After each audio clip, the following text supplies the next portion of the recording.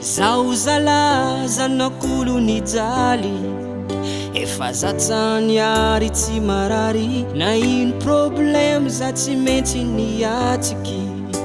toujours ambony moraly satria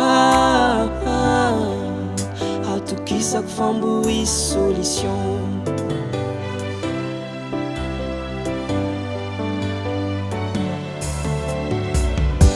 Nitombo taizegny tam fivavagna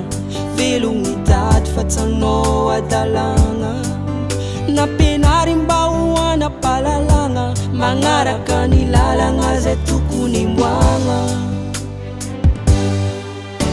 Nijaly zao sahiragna ny ray aman-dreniko nijaly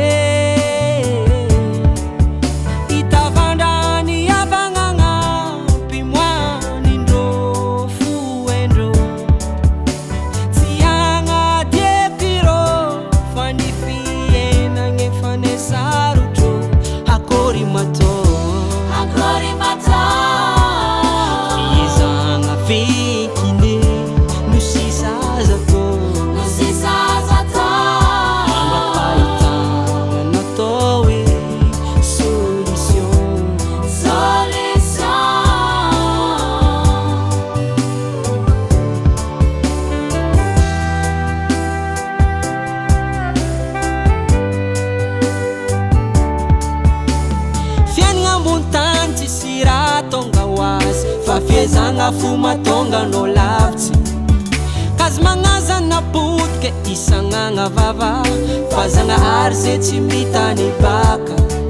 izy ko misy problème tsy maintsy misy solution fiezagna fo ataovagna tilao tsy vitagna tsanjara matonga no place tsara fa managna fanantenagna na za hitanao io na fikaranao io solution ni arti zale